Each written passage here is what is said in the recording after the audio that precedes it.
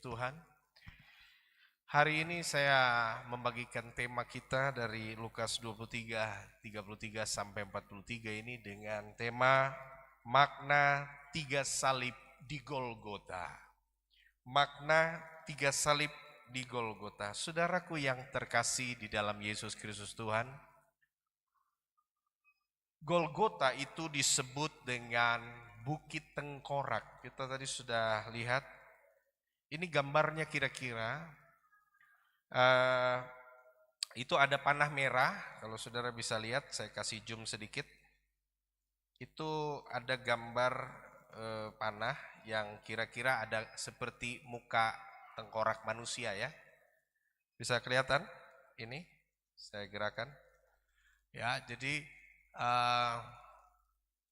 ada tengkorak seperti tengkorak manusia, ada mata, ada hidung gitu ya. Dan kira-kira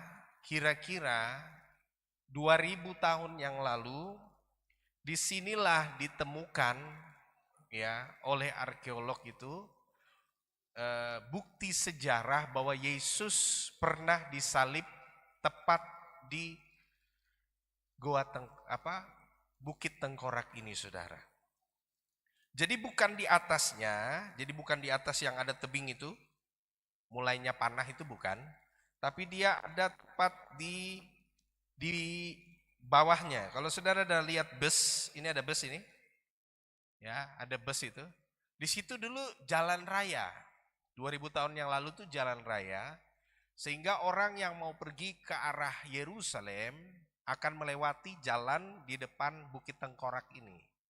Jadi tentara Romawi sengaja menyalibkan orang di situ supaya orang-orang yang datang dari luar kota, dari luar daerah Yerusalem akan lihat orang-orang itu, ya, orang-orang yang disalibkan. Jadi Bukit Tengkorak itu bukan di atasnya situ, di atas yang sana, tapi ini Bukit Tengkorak dan di bawahnya ini jalan raya. Dan disitulah tempat orang lalu lalang menuju kota Yerusalem dan keluar kota. Jadi kelihatan betul posisi salibnya. Dan saudaraku yang terkasih di dalam Kristus, ya, inilah Bukit Golgota itu. Bukit Golgota. Dan saya memfoto Bukit Golgota ini dari arah sebelah kirinya, karena di sebelah kiri itu adalah Garden Tomb. Garden Tomb itu tempat di mana kita bisa melihat kubur Yesus. Saya nggak sempat save kubur Yesus, dan di sebelahnya itu biasanya ada tempat pemerasan anggur, saudara ya. Jadi dan kita memang tidak bisa ke arah sebelah karena itu Palestina, saudara. Waktu saya foto saja diteriakin dari atas, diteriakin saudara, mau dilempar batu. Akhirnya kita bergeser karena diusir, nggak boleh saudara ya. Jadi beberapa dari mereka ya, orang-orang di sana ya, khususnya yang non Kristen, mereka itu tidak mau situs-situs Kristen ini ya, dan mereka mengambil alih. Makanya bagian atas ini saudara kuburan semua di atasnya itu ya.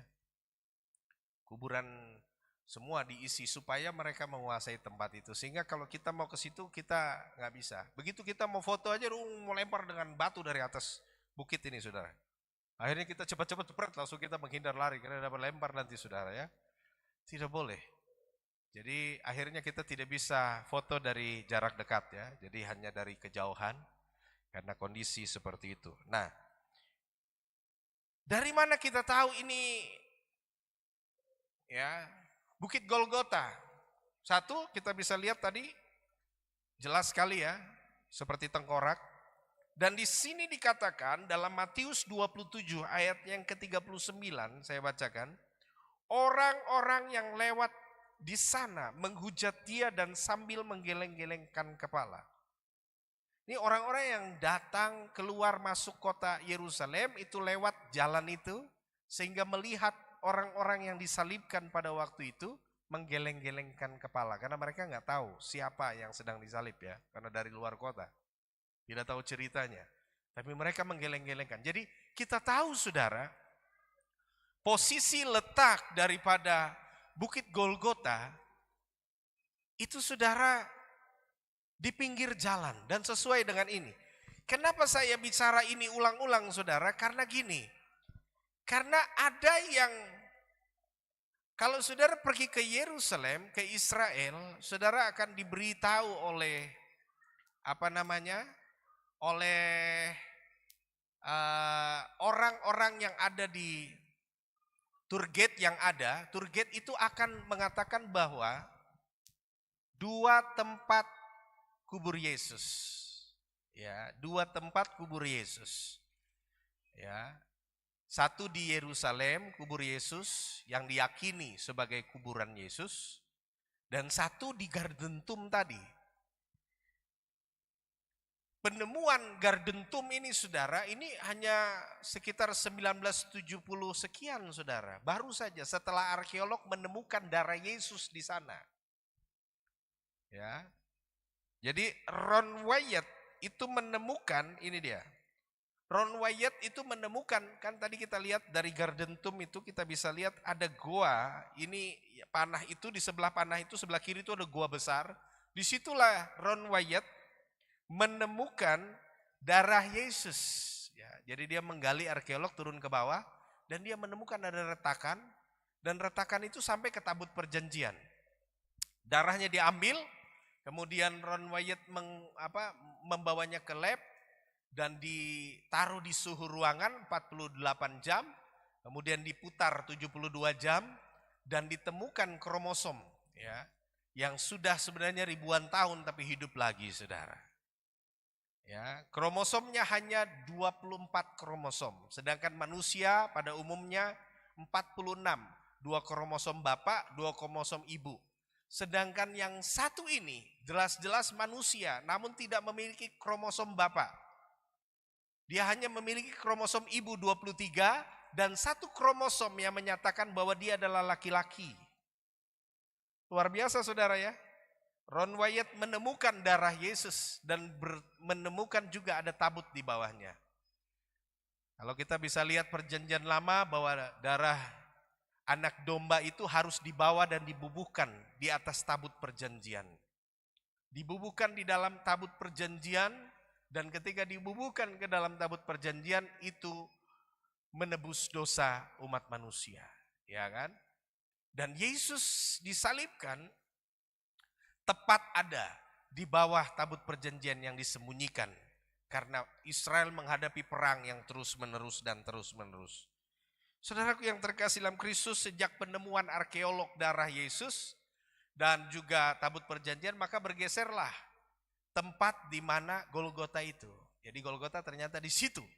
Dan setelah itu diteliti ternyata tidak jauh dari Golgota, hanya beberapa meter saja, ditemukan ada pengirikan anggur. Kemudian ada gua kecil. Dan disitulah saudara terlihat ada tulisan dalam bahasa ya Yunani Ibrani gitu ya, tentang tanda salib di dalam kubur itu. Sehingga disitulah ditemukan saudara Golgota itu. Saudaraku yang terkasih di dalam Kristus, kembali lagi kepada tema kita. Mengapa di salib Golgota itu ada 3 salib? Ya. Mengapa ada 3 salib? Yang pertama saudara kita lihat dulu. Karena dalam Markus 15 ayat 27 berkata apa? Demikian, bersama dengan dia disalibkan 2 orang penyamun. Seorang di sebelah kanannya dan yang seorang di sebelah kirinya. Demikianlah genap nats Alkitab yang berbunyi, ia akan terhitung di antara orang-orang durhaka. Jadi saudara, ternyata Tuhan memang mendesain bahwa salib itu mesti 3. Supaya itu menggenapi hukum dan perjanjian lama yang mengatakan ia terhitung di antara para penjahat. Dia disalib di antara para penjahat. Kata di antara berarti di tengah-tengah. Ada orang lain di kanan dan kirinya. Dan itu adalah penjahat, saudara. Yesus benar-benar luar biasa. Sehingga tidak perlu lagi menunggu Mesias lain. Yesus adalah Mesias itu, saudara. Dia benar-benar menggenapi seluruh tulisan perjanjian lama hukum Taurat. Dan dia menggenapinya dengan segala hal itu. Kemudian yang berikut, saudara. Apa kejahatan daripada mereka sehingga kedua orang itu disalib bersama Yesus? Ya, hanya ditulis kata penjahat. Ternyata tidak. Kalau saudara kita buka Matius 27 ayat 38. Bersama dengan dia disalibkan dua orang penyamun. Seorang di sebelah kanan dan yang seorang di sebelah kirinya. Penyamun, ya. Dalam bahasa Yunani lestes atau perets. Perets itu dalam bahasa Ibrani yang berarti perampok, penjara, perampas, pencuri. Kita tahu kalau di dalam sejarah masa lampau, namanya perampok itu tidak hanya serta-merta mengambil barang kasih tinggal orang hidup. Biasanya mereka akan seperti begal. Ya, kira-kira begal, saudara. Orang lagi nyetir motor, tiba-tiba tangan dipotong, kudung langsung terbalik motornya. Begitu kira-kira. Jahat, saudara. Maka dari itu mereka harus disalibkan.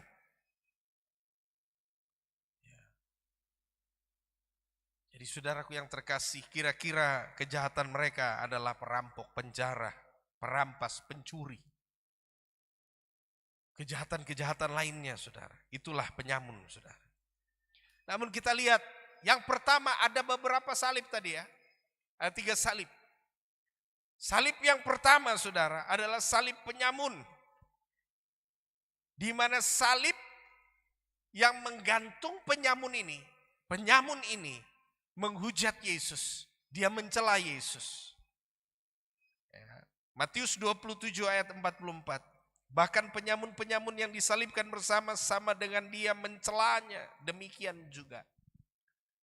Ayat sebelumnya berkata apa? Para tua-tua Yahudi, orang-orang Farisi mengatakan, ia yang memelekkan mata orang buta, tidak dapatkah ia menurunkan dirinya dari salib itu? Bukankah dia berkata dia adalah Mesias yang menyelamatkan semua manusia? Dan apa yang terjadi, saudara?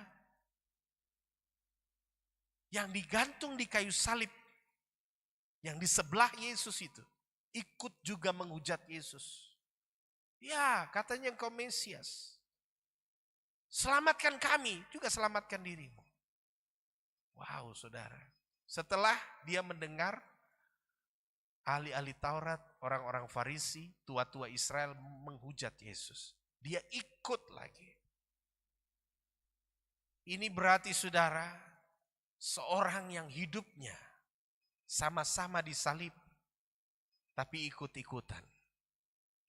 Jadi ternyata, saudara, orang yang menyatakan dirinya pengikut salib, punya salib di rumahnya. Ya, bahkan mungkin kalungnya besar salib di dadanya. Tidak menjamin bahwa dia tidak menghujat Yesus. Mungkin anting kita salib, ya kan? Ya, kalung kita salib. Belum tentu kita adalah yang menyembah Yesus. Bisa jadi kita orang yang ikut-ikutan. Hidup di dalam dosa seperti yang disalibkan itu, saudara. Dia ikut-ikutan ketika orang lain menghujat Yesus, dia juga menghujat Yesus. Padahal dia sedang disalib, dia sedang mengenakan salib itu. Tapi dia juga ikut-ikutan menghujat Yesus. Makanya saudara bisa kita lihat,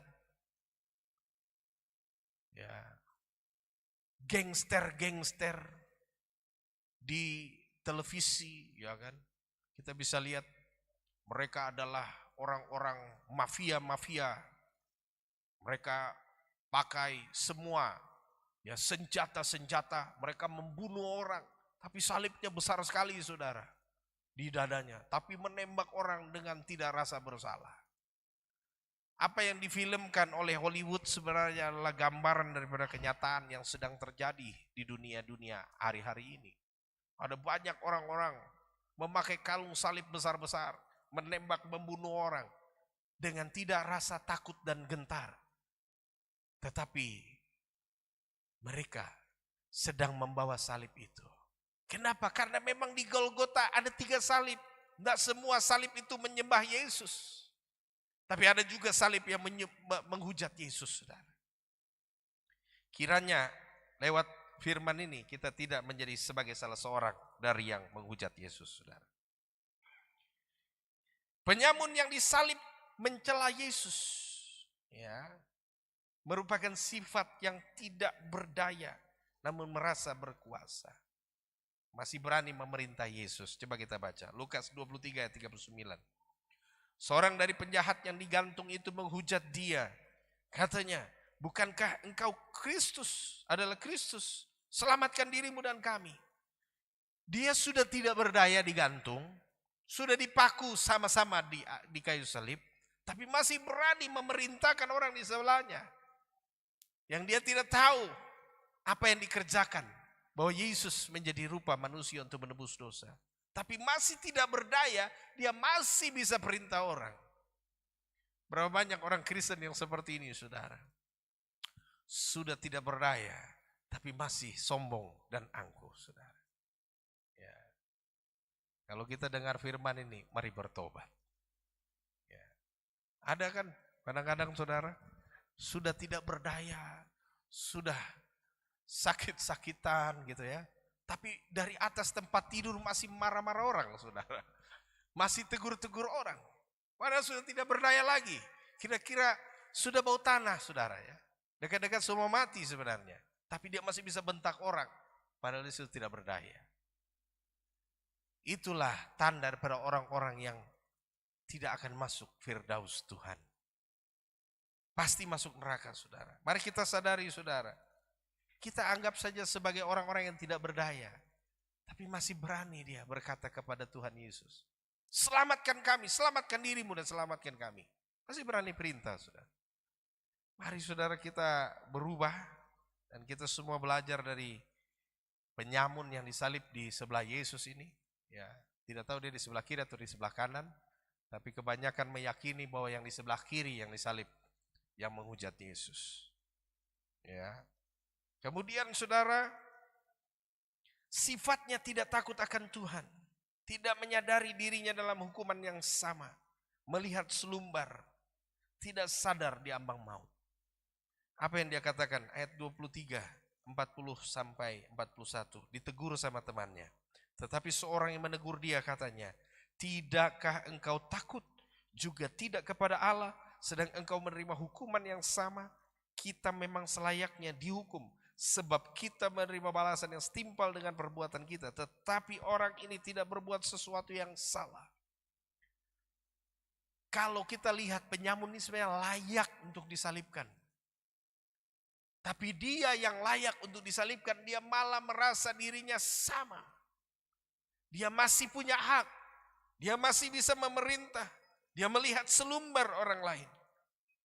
Berarti dari makna perenungan Jumat Agung ini, kita diingatkan lewat salib. Mungkin kita tidak pada posisi sedang disalibkan. Tapi mungkin kita berada pada sifat-sifat orang yang sedang disalibkan ini. Yaitu dia masih melihat selumbar orang lain. Dia lupa selum balok di matanya.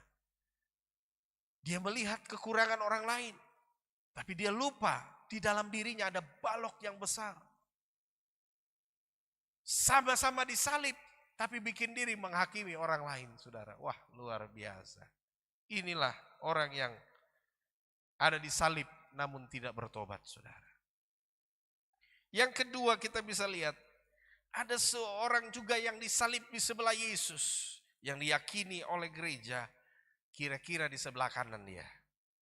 Ya, meskipun tidak tertulis hal itu.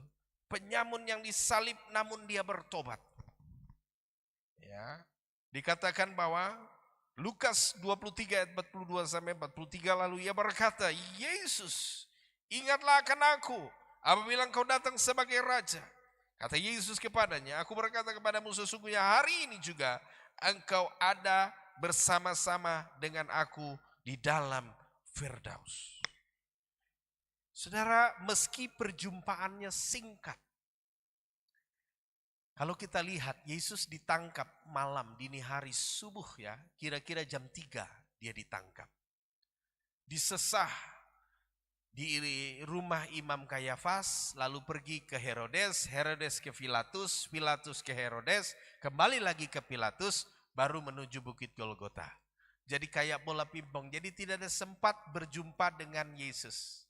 Jadi perjumpaan si penyamun ini, si penjahat yang digantung ini, hanya beberapa jam di kayu salib. Jadi waktu mereka tergantung, disitulah dia berjumpa dengan Yesus. Dan disitulah dia mendengar orang mulai bicara, berteriak di bawah. Di situ dia mulai tahu, oh ternyata Yesus ini disalibkan tidak berbuat salah. Dia mengajarkan kebenaran. Hanya beberapa jam dia mendengar dari apa kata orang, saudara. Yang sedang berteriak, ada yang menghujat, ada yang membela. Ada yang menghujat, ada yang membela. Dari situ dia mulai menemukan imannya. Luar biasa saudara, hanya beberapa jam. Dia terima Yesus. Ini hal yang luar biasa saudara. Dia beroleh iman akan keselamatan itu. Bahkan dia berani menegur saudara. Temannya yang disalib bersama-sama dengan dia. Wow, ini luar biasa. Pertanyaannya, berapa lama kita kenal Yesus? Ya, kita udah ikut Yesus berapa lama saudara? Adakah kita mengalami pertobatan seperti orang ini? Penyamun ini gak ditulis namanya siapa, tapi dia cuma ketemu Yesus di kayu salib. Sama-sama disalib, hanya beberapa jam. Namun imannya membawa dia ke Firdaus. Imannya membawa ke Firdaus. Saudara, kita ini lahir udah Kristen saudara. Tapi saya mau tanya ya, sudahkah engkau berjumpa Yesus? Sudahkah engkau mengalami Yesus dalam hidupmu? Jangan-jangan kita lahir besar, tapi kita nggak ketemu Tuhan. Ya, udah bertahun-tahun ikut Yesus, ya, tapi kita nggak sungguh-sungguh dengan Yesus. Kita nggak ketemu dengan persekutuannya. Kita tidak mengenal dia secara sungguh saudara. Jangan-jangan kita seperti orang yang di sebelahnya, yang ikut juga memakai identitas salib kekristenan. Namun kita selalu menghujat Yesus dengan perbuatan hidup kita yang mencela Yesus. Mari saudara, ternyata ikut Tuhan itu enggak penting berapa lama kamu ikut Tuhan. Berapa lama saudara dan saya mengikut Tuhan. Tapi bagaimana kita mengalami Yesus. Meskipun kita baru ikut Tuhan hanya beberapa jam dan kemudian putus napas mati. Yesus bilang apa? Firdaus loh. Kita dapat Firdaus. Iman yang sungguh yang mengalami Tuhan, itu yang menjamin Firdaus. Ikut Yesus berpuluh-puluh tahun, bertahun-tahun, tapi gak pernah mengalami Yesus dalam hidupnya. Gak ada Firdaus saudara, yang ada neraka. Ya. Tapi orang yang mengalami Yesus, dia akan bela Yesus. Dia bilang, tidakkah kamu takut akan Allah? Kita ini layak dihukum seperti ini. Dia tidak layak. Dan dia bilang sama Yesus, jika engkau kembali sebagai raja ingat aku. Yesus bilang, gak tunggu nanti. Hari ini juga engkau bersama-sama dengan aku di Firdaus. Amin. Luar biasa saudara. Jadi ternyata hubungan dengan Tuhan, perjumpaan dengan Yesus itu yang menjamin Firdaus saudara dan saya. Jadi gak penting berapa lama saudara kita ikut Tuhan. Ya. Kata Yesus, aku berkata kepadamu sesungguhnya hari ini juga engkau akan ada bersama-sama dengan aku di dalam Firdaus. menjadi catatan sejarah bahwa orang yang bertobat di ujung kematiannya, namun masih ada anugerah jaminan keselamatan di dalam Yesus. Jadi saudara, ikut Tuhan itu enggak penting berapa lamanya, tapi bagaimana mengalami Yesus di dalam hidup kita, memelihara iman kita. Minggu lalu kita dengar jangan jual Yesus. Ada banyak orang hari-hari ini jual Yesus. Ya, tidak pentingkan hari-hari persekutuan, tapi pentingkan hal-hal tentang lahiriah. Juga menjual Yesus. Tapi saya percaya saudara yang hadir di siang hari ini, menjelang sore, adalah orang-orang yang mau mengorbankan dunia untuk Yesus. Amin. Oke, kita lihat. Setelah salib, yang satu salib menghujat Yesus, yang kedua salib yang bertobat, dan yang ketiga salib yang menyelamatkan dan menebus umat manusia. Saya bacakan Yohanes 19 ayat 30. Sesudah Yesus minum anggur asam itu, berkatalah ia, sudah selesai. Lalu ia menundukkan kepalanya dan menyerahkan nyawanya. Jadi kata sudah selesai dalam bahasa Yunani tetelestai. Amin. Jadi tetelestai. Makanya orang-orang di Papua bilang apa? Tete manis. Ya, tidak jauh beda lah gitu. Oke, jadi tetelestai. Jadi kata tetelestai ini ternyata saudara adalah Injil dalam satu kata. Ya, jadi gini, filsuf Yunani kuno itu mereka itu punya pendapat gini, memberikan lautan materi dengan setetes bahasa. Jadi dia mengusahakan ya lautan yang penuh dengan materi pengetahuan diberikan dalam satu bentuk kata. Jadi mereka itu kalau bisa tuh satu panggal kata itu menjelaskan tentang begitu besarnya, luasnya, dalamnya. Makanya filsuf-filsuf Yunani itu kan banyak menyebutkan dengan kata-kata satu kata gitu. Untuk menjelaskan. Nah waktu Yesus bilang tetelestai, itu bicara tentang keselamatan umat manusia. Itu adalah satu bentuk Injil. Satu kata tertuang makna Injil itu saudara.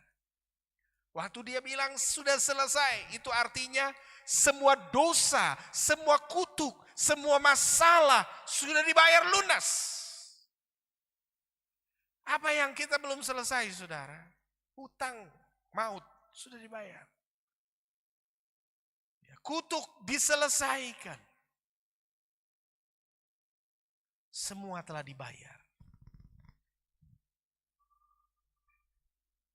Semua telah dibayar.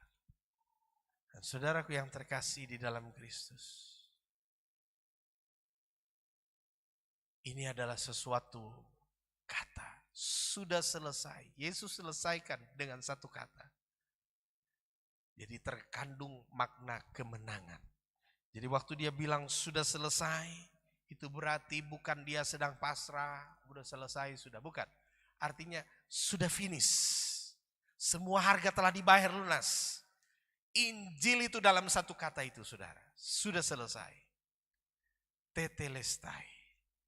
Sudah selesai. Jadi kalau saudara mau bikin toko, bikin aja tetelestai. Berarti sudah diselesaikan oleh Yesus. Kalau toko saudara ada utangnya, utangnya diselesaikan sama Tuhan Yesus. Amin. Harus yakini karena satu kata ini mengandung Injil yang besar. Ya, saudara bicara saja ke semua arah, saudara bicara kemanapun. Waktu saudara bilang sudah selesai, itu cuma ungkapan Yesus saudara. Jadi semua orang di seluruh dunia ini kalau saudara bilang sudah selesai, oh dia ingat, itu Injil Yohanes.